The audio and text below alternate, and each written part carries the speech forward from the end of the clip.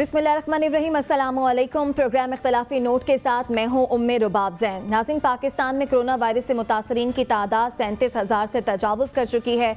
मरने वालों की तादाद 803 तक पहुँच चुकी है। अगर हम लॉकडाउन ईज़ के दिनों की बात करें तो गुज़िश्ता 4 दिनों में अगर हम अमवात की बात करें तो 135 अमवात रिपोर्ट हुई। केसेस 6,277 रिपोर्ट हुए, जबकि इस दौरान हमने 50,000 के करीब हमने टेस्ट भी किए हैं।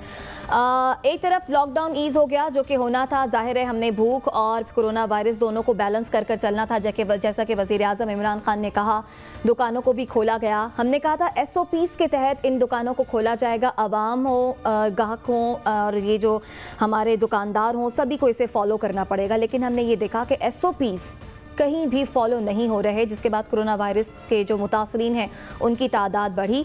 आज वज़ीर आज़म इमरान खान भी कह रहे हैं कि मुतासरीन की तादाद बढ़ सकती है।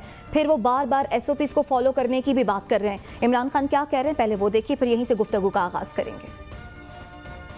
मेरी गवर्नमेंट को पूरी तरह एहसास है इस चीज़ का कि आपके ऊपर किस तरह के प्रेशर होंगे। हमें एक तरफ कोरोना की तरफ देखना होता है और फिर इसके सारे माशरे पे क्या असरात होते हैं, हमें वो भी देखना पड़ता है। इस साल तो ये हम तय कर लें, हम पाकिस्तानियों ने बाकी दुनिया की तरह भी इस वायरस के साथ गुजारा करना है। 15 करोड़ लोग मुतासर हैं आज पाकिस्तान में, तो लिहाजा हमारी ये मजबूरी है, ये एहसास होते हुए कि आपके ऊपर क्या गुजर रही है और हमें डॉक्टर्स के ऊपर प्रेशर पड़ेगा और केसेस बढ़ेंगे। अगर हमने आज इन लोगों को रोज़गार ना देना शुरू किया तो हमें कोरोना से ज़्यादा ये लोग भूख से मरने का हमें ज़्यादा मसला बना हुआ है कि बाकी लोग तो अपनी शायद इकॉनमी को बचा रहे हों, हम तो अपने लोगों को भूख के मरने से बचा रहे हैं। हमारी मजबूरी है कि अब खोलें। वज़ीर आज़म इमरान खान लॉकडाउन में मज़ीद नरमी की बात करें, जैसे कि शॉपिंग मॉल्स को खोल दिया गया है। इसी तरह से ट्रांसपोर्ट के हवाले से वज़ीर आज़म कह रहे हैं कि सूबों को इस तरफ भी सोचने की ज़रूरत है। दूसरी तरफ हमें WHO जो है वो वार्न कर रहा है कि शायद हमें तमाम उम्र कोरोना वायरस के साथ ही रहना पड़े। इसी सारी सूरत हाल पर बात करेंगे। हबीब साहब, गुफ्तगू का आगाज़ आपसे। एक तरफ हुकूमत को ये रियलाइजेशन है कि कोरोना केसेस बढ़ेंगे, फिर वज़ीर आज़म इमरान खान लॉकडाउन में मज़ीद नरमी की भी बात कर रहे हैं कि दूसरे सूबों को भी इसे फॉलो करना चाहिए। ये हुकूमत की पॉलिसी में इतना तजाद क्यों है? देखिए, एक तो जिसे आप तजाद कह रही हैं वो तजाद नहीं है। आपको बज़ाहिर ये आपने बिल्कुल वो पिक एंड चूज़ वाली बात की है जो आमतौर पे हमारे बाज़ औक़ात जर्नलिस्ट करते हैं ना, कि एक गुफ्तगू का टुकड़ा इधर से लिया, दूसरा गुफ्तगू का टुकड़ा इधर से लिया और साथ ही कह दिया कि ये तजाद है। क्या तजाद नहीं है तो फिर क्या है? तजाद नहीं है। देखिए, वज़ीर आज़म जो बात करने की कोशिश कर रहे हैं वो दो मुख्तलिफ चीज़ों में बैलेंस क्रिएट करने की कोशिश कर रहे हैं। मैं पाकिस्तान की सियासियात का तालिब इल्म हूँ और सहाफ़ी होने के नाते कुछ थोड़े सी इसको यानी इसका शाहिद भी हूँ। मैं आपको एक अर्ज़ करूँ, मैंने पाकिस्तान की तारीख़ में हमारा प्राइम मिनिस्टर इमरान खान जो बात कर रहे हैं, मैंने पाकिस्तान में पहले कभी किसी शख्स को ये बातें करते नहीं सुना, या इतने आला ओहदे पर ये बातें करते हुए मैंने नहीं सुना।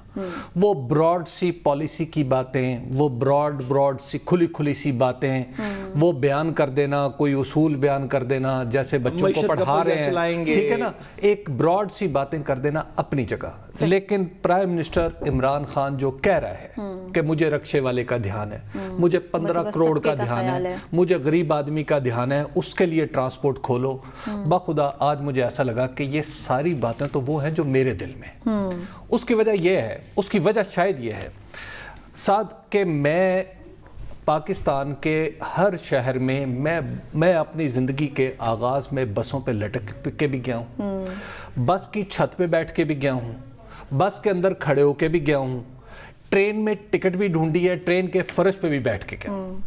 तो लिहाजा मुझे ये पता है कि एक गरीब आदमी के लिए ट्रांसपोर्ट उसकी जिंदगी में कितनी अहमियत रखती है। बिल्कुल।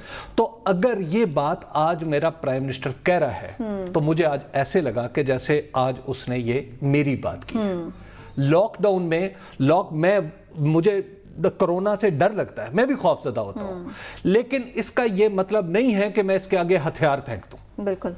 मुझे अपने बच्चों का रिज़्क कमाना है, मुझे लोगों की मदद करनी है, और बिलखुसूस प्राइम मिनिस्टर के तौर पे उसने ये काम करना है कि भाइयों डरना नहीं, हौसला रखो।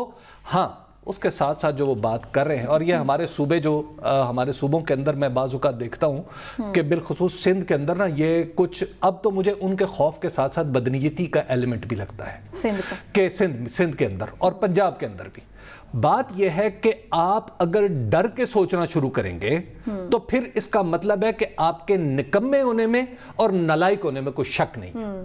تو اگر آپ ڈریں گے نہیں، چیزوں کا حل نکالنے کی کوشش کریں گے تو پھر آپ کی صورتحال مختلف ہوگی. اب آجائے نمبر 2. دوسری بات جو میں عرض کرنا چاہتا ہوں، میں معذرت کے ساتھ ہم سارے ہماری سوسائٹی ایسی ہے نا کہ ہم سب ایک دوسرے سے جڑے ہوئے ہیں. بالکل. یہ جو موٹر سائیکل چلا رہا ہے وہ میرا بچہ ہے یا میرا بھائی ہے، ٹھیک ہے. جو موٹر سائیکل کے پیچھے بیٹھی ہے وہ میری بیٹی ہے، وہ میری بہن ہے. اب مجھے ان کچھ لوگوں سے بات کرنی ہے کہ جو پرائم منسٹر رو رہا ہے، رو کے کہہ رہا ہے کہ یار یہ ماسک لیتے ہوئے پاکستان میں ایسا کون سا غریب آدمی ہے جسے یہ ماسک میسر نہیں، سب کے پاس اویلیبل ہے، ٹھیک ہے، جسے یہ ماسک میسر نہیں ہے. میں نے آپ کو پچھلی دفعہ بتایا تھا کہ یہ میرے گھر میں بنا ہوا ماسک ہے. اگر یہ آپ کے پاس ماسک اویلیبل ہے، میں نہیں مان سکتا، کوئی یہ نہیں کہہ سکتا کہ میں اتنا غریب ہوں کہ میں ماسک نہیں لے سکتا. جس کے تن پہ کپڑا ہے وہ ماسک بھی لے سکتا ہے. اگر ہم گھروں میں جس کو کورونا ہوتا ہے ہم اس کو گھر میں رکھتے ہیں نا، ایسے لوگوں کے لیے اگر جیل میں جگہ نہیں ہے نا، ان لوگوں کے گھروں میں تالے لگائیں، ان کی دکانوں پہ تالے لگائیں، ان کے موٹر سائیکلوں کو تالے لگائیں جو ماسک لے کے نہیں پہن رہا. اور لاسٹلی یہ جو پولیس ہے نا، اس کو متحرک کر لیں. یہ پولیس جو ہے ہم نے آٹا گوندنے کے لیے رکھی ہوئی کہ ہمیں ہلتی ہوئی نظر آئے، اس کو متحرک کریں، سپیکر لے کے کھڑے ہوں. وزیر اعظم نے کہا تھا نا کہ ڈنڈے کے زور پر ہم نہیں عوام سے امپلیمنٹ کروا سکتے، لیکن اب وہ وقت آ گیا کہ ہمیں ڈنڈے کے زور پر ہی امپلیمنٹ کروانا ہے کیونکہ عوام تو بے فکر ہو گئی ہے. وزیر صنعت و تجارت میاں اسلم اقبال ہمارے ساتھ موجود ہوں گے، ان سے بات کریں گے کہ جو ایس او پیز پر عمل درآمد نہیں ہو رہا، اس پر اب حکومت نے کس طرح کی اسٹریٹجی بنائی ہے، کس طرح سے عمل درآمد کروانا ہے. لیکن اس پر آنے سے پہلے ساتھ آپ کی جانب عوام اتنی بے فکر کیوں ہو گئی ہے؟ حکومت نے لاک ڈاؤن کو ایز، لاک ڈاؤن کو نرم صرف اسی لیے کیا نا کہ ہم یا ہمارا متوسط طبقہ، غریب طبقہ کوئی اس لاک ڈاؤن کی سچویشن سے زیادہ پس نہ جائے. پھر ہم پر جو رسپانسبلٹی آتی ہے ہم اسے کیوں نہیں نبھا رہے؟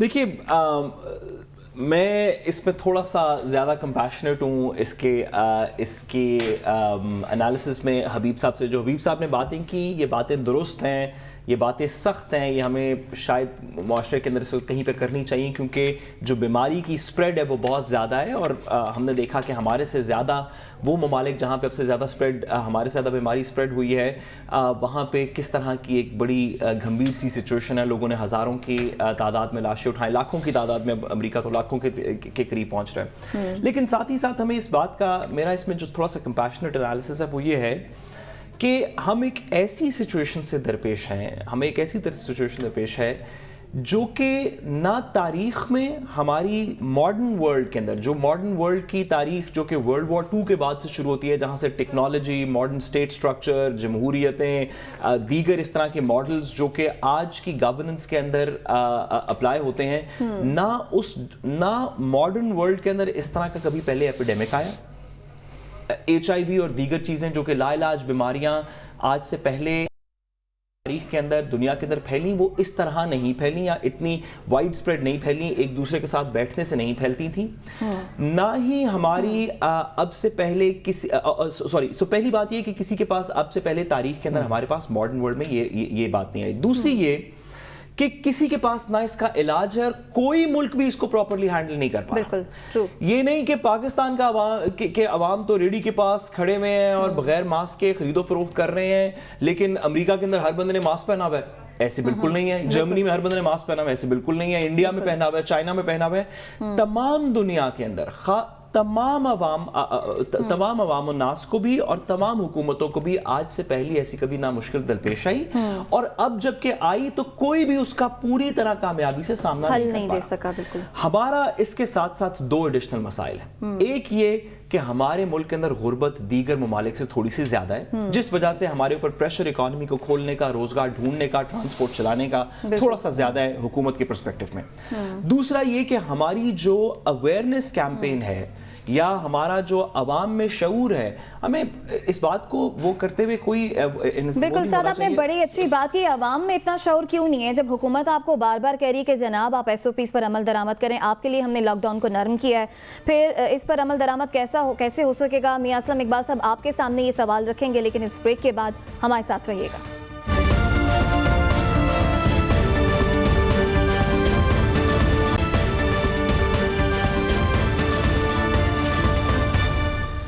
Welcome back. میاں اسلم اقبال صاحب ہمارے ساتھ موجود ہیں. میاں اسلم اقبال صاحب, عوام میں شعور کس طرح سے پیدا کریں؟ وزیر اعظم عمران خان نے کہا کہ ہم ڈنڈے کے زور پر تو امپلیمنٹ نہیں کروا سکتے. آپ کو نہیں لگتا کہ جو SOPs آپ نے دیے, نہ گاہک اسے فالو کر رہے ہیں, نہ ہی اسے جو ہے دکاندار فالو کر رہے ہیں, تو وہ ڈنڈے کے زور پر کام کروانے کا وقت آ گیا, اوپر سے آپ لوگ پھر مزید لاک ڈاؤن کو نرم کرنے کی طرف بھی جا رہے ہیں؟ میاں صاحب ایفیکٹولی جو امپلیمنٹیشن میکنزم ہے, آپ نے SOPs ڈیوائس کیے, آپ بھی یہ سمجھتے ہیں کہ ان کو کسی طریقے سے امپلیمنٹ کرنا ہے. پہلا طریقہ یہ تھا کہ انڈسٹریز خود امپلیمنٹ کریں. اگر وہ نہیں کر پا رہی تو حکومت کے پاس کیا طریقہ ہے؟ کیا ڈنڈا, کیا فائن, کیا جیلیں, کیا طریقہ ہے جو آپ کی حکومت سوچ رہی ہے SOPs کو امپلیمنٹ کرنے کا؟ دیکھیں صاحب, بسم اللہ الرحمن الرحیم. دیکھیں سب سے پہلے بات تو یہ بنتی ہے کہ جب یہ کمپلیٹ لاک ڈاؤن ہوا, اس کے بعد مختلف تاجر تنظیمیں, فیکٹری مالکان, انڈسٹریلسٹ, تمام کے ساتھ میری میٹنگ ہوتی رہی ہے. جی, ہر کوئی ایک ہی بات میرے ساتھ آ کے کرتا رہا ہے, جی ہمیں SOPs دے دیے جائیں, ہم SOPs کے ساتھ اپنی فیکٹری کو, اپنے بازاروں کو پھیلوائیں گے, یہ ہماری ذمہ داری ہے. ہم نے ٹھیک ہو گیا, ہم نے SOPs جاری کر دیے. SOPs جاری کرنے کے بعد بڑی حد تک فیکٹریوں کے اندر اس کو امپلیمنٹ کیا گیا ہے. فیکٹریوں کے حوالے سے ہمیں اتنی پرابلم نہیں ہے. میں یہ سمجھتا ہوں کہ مور دین 95% جو ہے وہاں پر کمپلائنس ان SOPs کی لوگ کر رہے ہیں. جہاں کیونکہ آرگنائز سیکٹر ہے وہاں پر بہتر انداز میں چیزوں کو کیا جا سکتا ہے. لیکن اگر آپ ٹریڈرز کی بات کروں, جس طرح حبیب صاحب ایک بڑے جذباتی انداز میں, اور ٹرولی میں سمجھتا ہوں کہ ہر انسان جو ہے وہ سوچتا ہے کہ یار کیوں نہیں ہو رہا, اور وہ صحیح بات ہوگی.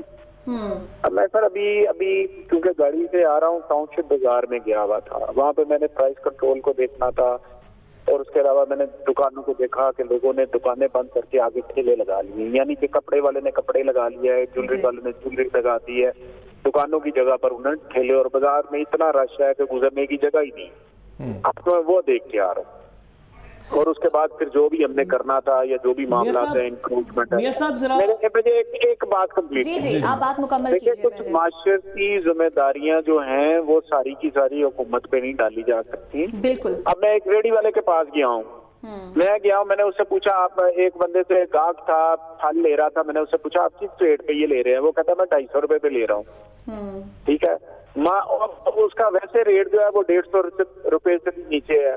اس کو دن میں ایک دفعہ جرمانہ کیا, ایک دن اسی بندے کو انہوں نے جیل میں بھی بھیجا ہے, لیکن وہ 2 دن بعد آنے کے باوجود اس نے وہی کیا ہے جو وہ دن کر رہا تھا.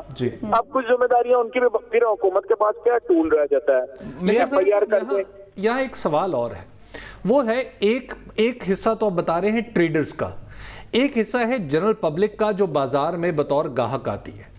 ٹریڈ کا اصول یہ ہے کہ اگر ایک بیچ رہا ہے تو دوسرا خرید رہا ہے, یعنی سبھی آپس میں بزنس کر رہے ہیں. میں نے دیکھا, میں خود بازار میں جا کے, کہ حکومت کی طرف سے کوئی تلقین, کوئی تہدید, کوئی مطلب وہاں پہ بندہ کھڑا ہو, کم از کم لاؤڈ سپیکر پہ, جیسے ٹریفک پولیس والے کہتے ہیں کہ جناب آپ ماسک پہنے, ماسک کے بغیر کوئی بندہ نہیں آئے گا, ماسک پہ کم از کم کوئی ارینجمنٹ تو یہ ایسا ہونا چاہیے, وہ نظر نہیں آیا. حبیب صاحب میری عرض سنیے, میری آپ سے ریکویسٹ ہے کہ ہمارے اس نقطہ نظر کو تھوڑا سا سمجھنے کی کوشش کریں کہ ہر بازار کی ایک یونین ہے, اس یونین کے کچھ عہدے داران ہیں جو چودھری بن کے ہمارے پاس آتے ہیں اور آ کے کہتے ہیں بازار کھولیں, ہم ان کی بات کو مانتے ہیں, ہم بازار کھولتے ہیں, لیکن ساتھ ہی ساتھ ہم ان کو ایک پیج دیتے ہیں. وہ پیج کیا ہے؟ وہ کچھ SOPs ہیں. وہ SOPs کیا ہے؟ نمبر 1 کہ انڈر ایج بچوں کو آپ نے بازاروں میں نہیں آنے دینا, آپ نے ڈسکریج کرنا ہے انٹری پوائنٹ کے اوپر. کیا کوئی ایسا SOPs یہ مشکل ہے کہ اس کو منع کیا جا سکتے؟ نمبر 1. نمبر 2 بات کہ ہم نے کہا کہ ماسک جس نے پہنا ہوا ہے ٹھیک ہے, جس نے نہیں پہنا ہوا آپ مہربانی کر کے اس کو ماسک آفر کریں گے تاکہ وہ چلا جائے. نمبر 3, دکانوں کے اندر جو بندے بیٹھے ہوئے جو ڈیل کر رہے ہیں, جو سیلز مین ہیں, وہ خود ماسک پہنیں گے اور دیکھیں گے کہ اگر کوئی ان کے کسٹمر دکان کے اندر آ رہا ہے اور اس نے ماسک نہیں پہنا, اس کا گر گیا ہے, میلا ہو گیا, خراب ہو گیا ہے, جو اس نے باہر انٹری پوائنٹ سے لیا تھا یا وہ اوجل ہو گیا نہیں لے سکا, تو اس کو آپ اپنی دکان میں انٹر کرنے سے میاں صاحب قطع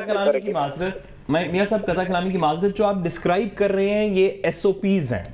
سوال یہ ہے کہ ایس او پیز تو بڑے اچھے ہیں, انفورسمنٹ کا میکنزم کے اوپر ایفیکٹولی بات ہو رہی ہے. کیا آپ نے سر آپ کی حکومت نے دنیا کی دوسرے ممالک کو دیکھ کے کوئی انفورسمنٹ کا میکنزم کمپیئر کیا کہ اگر پولیس کے تھرو انفورسمنٹ کروائیں گے تو کیا کانسیکوینسز ہیں, اگر ٹریڈ یونینز کے تھرو کرائیں گے تو کیا کانسیکوینسز ہیں, اگر فائنز کریں گے تو کیا کانسیکوینسز ہیں؟ ایس او پیز تو آپ کے بڑے اچھے ہیں, انفورسمنٹ کے میکنزمز میں کیسے چوز کر رہے ہیں, کیا اپلائی کریں گے؟ کیونکہ یہ تو اب ایک سیمی پرماننٹ سچویشن ہے. وزیر اعظم بھی کہہ رہے ہیں کہ ہمیں اس کے ساتھ رہنے کی عادت ڈالنی پڑے گی یا طریقہ ڈھونڈنا پڑے گا کورونا کے ساتھ رہنے کا کچھ عرصہ تک کم از کم. تو اس کا انفورسمنٹ میکنزم کیا ہے سر؟ سر میری یہ سنیں, ابھی میں آپ دوستوں کی بات سن رہا تھا, آپ کہہ رہے تھے کہ پولیس کے ذریعے 55,000 کانسٹیبل اس وقت آپ کے فیلڈ کے اندر مختلف ڈیوٹیاں کی پروکیورمنٹ ہو رہی ہے, وہ ڈیوٹیاں کر رہے ہیں, احساس پروگرام ہے تو وہ ڈیوٹیاں کر رہے ہیں, بازار ہیں تو اس کے اندر وہ ڈیوٹیاں کر رہے ہیں, پولیو ہے تو اس کی وہ ڈیوٹی کر رہے ہیں, اگر ڈینگی ہے تو اس کی ساتھ ڈیوٹی کر رہے ہیں. اب گزارش ہے اگر لاک ڈاؤن جہاں جہاں ہم نے پکٹس لگائی ہیں وہاں پر وہ ڈیوٹیاں کر رہے ہیں. اب میں صرف ایک ریکویسٹ یہ آپ سے کروں گا کہ ہر چیز ہم پولیس پہ نہیں ڈال سکتے, کچھ ہماری شرعی ذمہ داریاں خود بھی ہیں. بالکل یہ بات آپ ٹھیک کر رہے ہیں, کچھ ذمہ داری ہماری بھی ہے میسم اقبال صاحب, جسے ہم نے ضرور پوری کرنا ہے. بس آگے بڑھتے ہیں. لاک ڈاؤن کے ایس او پیز کے حوالے سے تو بات ہو گئی, پھر آج جو فیصلہ لیا گیا ہے ٹرانسپورٹ کھولنے کا, یہ بتائیے گا ٹرانسپورٹ کو آپ لوگ کس ایس او پیز کے تحت کھولیں گے؟ ظاہر ہے پبلک ٹرانسپورٹ میں عوام بڑی تعداد میں سفر تو کرے گی. آج 2 فیصلے بڑے ہوئے ہیں جو میں آپ کے سامنے رکھوں گا. آج صبح جو این سی او سی کی میٹنگ ہوئی ہے جس میں فیڈرل منسٹر انڈسٹری اور چاروں صوبوں کے منسٹر انڈسٹریز نے اور دونوں اکائیوں کے منسٹر بیٹھ کے تقریباً کنسنسس کے ساتھ فیصلہ کیا ہے کہ آٹو موبائل انڈسٹری جو ہے اس کو کھلنے چاہیے. اس کی وجہ یہ ہے, میرا نقطۂ نظر وہاں پر یہ تھا کہ اب گندم کی کٹائی ہو گئی, کسانوں کے پاس پیسے آتے ہیں, وہ کوئی موٹر سائیکل لیتا ہے, کوئی سائیکل لیتا ہے, شاید کوئی گاڑی بھی لیتا ہے, تو اس چین کو کھلنا چاہیے. جب آپ کے دیہاتی ایریا کے اندر فصل آتی ہے تو پیسے شہروں کے اندر آ کے خرچ ہوتے ہیں, یہ ہمیں ذہن میں رکھنا چاہیے. انڈسٹری کنسٹرکشن بھی چلتی ہے, کوئی اپنا کمرہ بناتا ہے, کوئی دوسرے معاملات کرتے ہیں, ان کی خودی کمیاں اپنے اسی فصل کے ساتھ ہوتی ہیں. تو یہ میرا ادھر پوائنٹ تھا کہ سائیکل انڈسٹری کو, موٹر سائیکل انڈسٹری کو اور گاڑیوں کی انڈسٹری کو جو ہے وہ کھول دینا چاہیے تاکہ وہاں پر یہ اکانومی بھی چلنی چاہیے. تو وہ پوائنٹ مان دیا گیا. جی میں دوسرا پوائنٹ میں کرتا ہوں سر, لہذا وہ کر لیا گیا. اب آ جاتے ہیں ٹرانسپورٹ کی طرف. ٹرانسپورٹ کا رات کو ہم نے بیٹھ کے جو ہماری ایک میٹنگ ہوتی ہے, اس میٹنگ کے اندر چیف سیکرٹری, آئی جی, منسٹر لا بھی تھے, میں بھی تھا, ہم نے بیٹھ کے کچھ فیصلے کیے تھے. وزیر اعلیٰ صاحب نے ہمیں ڈائریکشن دی تھی کہ آپ اس کے اوپر ڈیلیبریشن کریں ٹرانسپورٹ کے اوپر. وہ ہم نے بیٹھ کے کی. آج دوپہر میں ہماری 2:30-3 بجے بات کر رہے ہیں, باقی صوبوں کا بھی ہمیں نہیں پتا.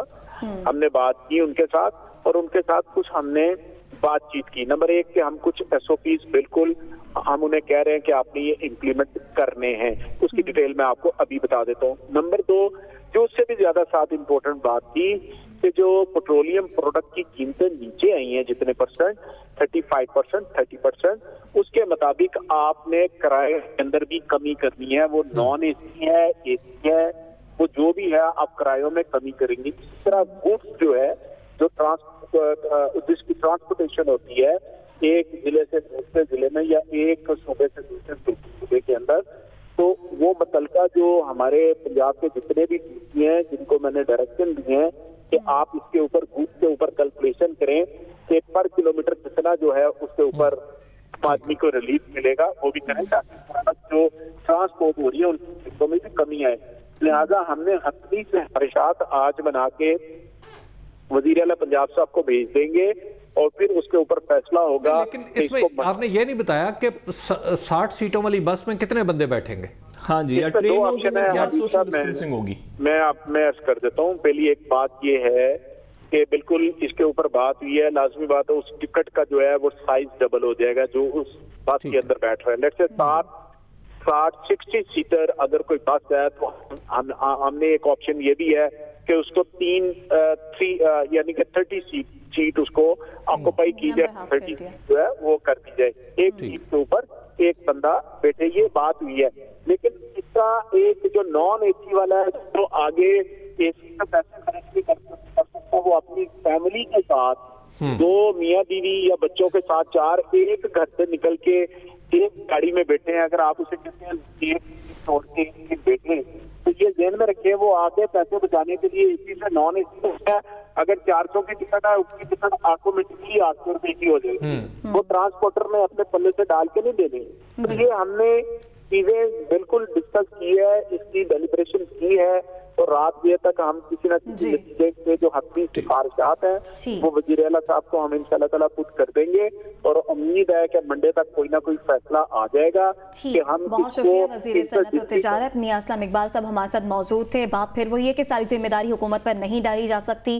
عوام جو ہے وہ باشعور ہے، عوام کو خود بھی کچھ ذمہ داری کا احساس کرنے کی ضرورت ہے. مزید بھی بات کریں گے لیکن اس بریک کے بعد ہمارے ساتھ رہیے گا.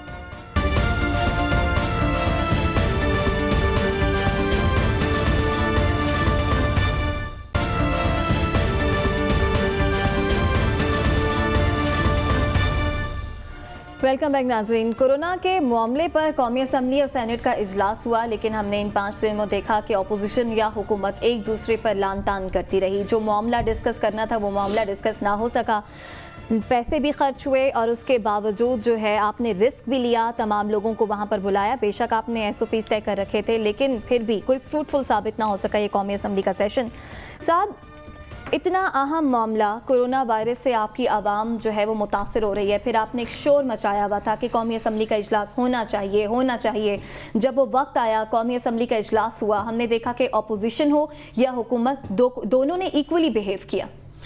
دیکھیے میں تو آئے دن اس بات کا آہستہ آہستہ قائل ہوتا جا رہا ہوں کہ یہ جو ہمارا کانسٹیٹیوشنل سٹرکچر جو کہ 1973 کے آئین کے نیچے کانسٹیٹیوشنل سٹرکچر بنا ہوا ہے جس کے اندر ایک پارلیمنٹ ہے جو کہ اپنے پروسیجرز کے تحت چلتی ہے، جہاں پہ اپنے جس کو کال کرنے کا ایک مقصد ہے، جہاں پہ جب آپ کال کریں تو اس کے بعد آپ ڈیبیٹ کو انفورس نہیں کرا سکتے، ہر بندہ اپنی سیاسی تقریر کر سکتا ہے، اس کے بعد واک آؤٹس ہو سکتے ہیں، دیگر چیزیں ہو سکتی ہیں. یہ جو افیکٹو سٹرکچر ہے یہ آپ پچھلے کچھ عرصے سے بھی ہمیں گرتا ہوا نظر آ رہا ہے. ابھی آہستہ آہستہ تقریباً آئے دن مجھے تو لگتا ہے کہ لوگوں کا کم از کم اس کے اوپر سے اعتماد اٹھتا جا رہا ہے. اب سے کچھ عرصہ پہلے تک ہم صرف اس سیشن کی بات نہیں کرتے، ہم نے دیکھا کہ اب سے پہلے جو پنجاب اسمبلی کے سیشنز ہوئے، جو سندھ اسمبلی کے سیشنز ہوئے، جو نیشنل اسمبلی کے خاص طور پہ سیشنز ہوئے، اس میں گالی گلوچ ہم تقریباً جتنی بھی آج حبیب صاحب نے اسی پروگرام میں پوچھا کہ کچھ نازیبا الفاظ یہاں پہ استعمال ہو سکتے ہیں نہیں ہو سکتے ٹیلی ویژن پہ،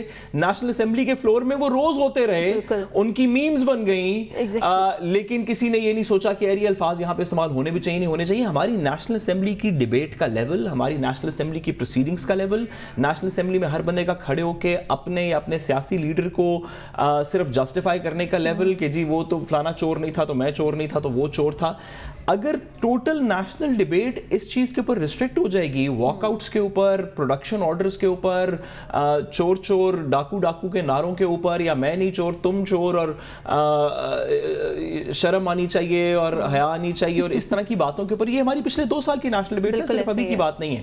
مجھے آپ بتائیے کہ اس سارے ٹائم پیریڈ کے اندر جو قانون سازی ہوئی اس کے اوپر کبھی ڈیبیٹ ہوئی؟ حبیب صاحب آپ نے آخری دفعہ کب سنا تھا کہ کسی قانون کے اوپر مفصل تقریر ہو رہی ہو ہماری نیشنل اسمبلی میں؟